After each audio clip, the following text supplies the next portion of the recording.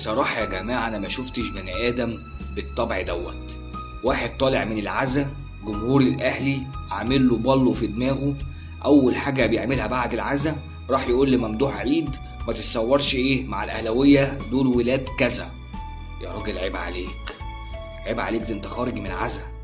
خارج من عزا يعني عارف إن الدنيا متفاتة، عارف إن الناس بتموت، يعني تحترم نفسك، احترم سنك، احترم يا جدع ان انت عضو في مجلس اداره الزمالك. انت كده بتسيء لنفسك وبتسيء لمجلس اداره الزمالك. النهارده كل الناس بتغلي، بيقول لك مين ده؟ مين هاني شكري ده؟ قلنا لهم ده عضو في مجلس اداره الزمالك. قال لك يعني ايه عضو في مجلس اداره الزمالك؟ يعني عضو في مجلس اداره الزمالك يطلع يشتم جمهور الاهلي؟ يصح يا جماعه؟ لا طبعا ما يصحش. قال لك طب خلاص، احنا دلوقتي كنادي اهلي هناخد اجراء قانوني، احنا في بلد قانون. النادي الأهلي مشكورا تقدم ببلاغا للنائب العام. أعضاء الجمعية العمومية بالنادي الأهلي قاموا بتوكيل محامين لتقديم بلاغات ضد المدعو هاني شكري. مين ده؟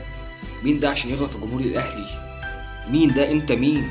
أنت خارج من عزا بتقول لممدوح عيد ما تتصورش مع الأهلاوية دول ولاد كذا، ومتصور صوت وصورة.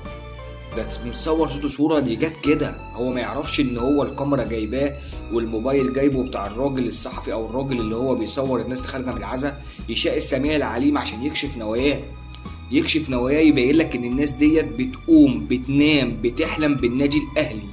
النادي الاهلي عامل لهم ضغط في حياتهم، النادي الاهلي مخليهم مش شايفين قدامهم. الراجل بيتصور في واحد بيصوره بالموبايل ومع ذلك بيغلط في النادي الاهلي من غير ما يحس ان في حد بيصوره. خارج من العزا والموبايلات حواليه من كل الاتجاهات وبيتصور، ومع ذلك مغيب. فاخشيناهم فهم لا يبصرون. الغشاوه نازله على عينيه، بيتصور واحد بيصوره من الموبايل وهو بيقول لي ممدوح عيد ما تصورش مع الاهلاويه دول كذا، وبيتكلم واحد تاني يقول له ده كمان لسه هياخدوا الدوري. انت مالك؟ هياخدوا الدوري، هياخدوا الكاس، هياخدوا كاس العالم. انت مالك انت يا شكري؟ خليك في مصيبتك. قول لي الزمالك خد بطوله ايه؟ كلمني عن الزمالك وانجازاته. مش انت عضو في مجلس اداره الزمالك؟ ده انت ضريت نادي الزمالك انت ومجلس ادارتك. يا راجل حرام عليك، انتوا خربتوا النادي ده. ولا بطوله ولا ادب ولا احترام، يعني انت وصلت الناس بقت تكره نادي الزمالك بسبب افعالك. يا راجل خارج من عزا تروح تقول لممدوح عيد ده لسه هياخدوا الدوري، وتقول له لا ده الكاس بتاعنا، وانتوا بتطبلوا لبعض وبتقسموا البطولات بينكم وبين بعض.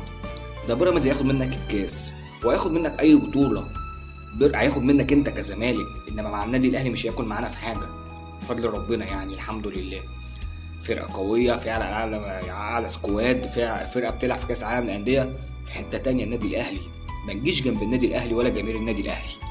يعني انت خليك بس في الزمالك وخليك في القواضي بقى اللي هي اللي اترفعت عليك. انت اترفع عليك بدل قضيه 1000 ولا 2000 قضيه. خد عندك عشان خاطر يعني اقول لك بس تتعظ ومالكش دعوه بجمهور الاهلي. يا عم خليك في حالك.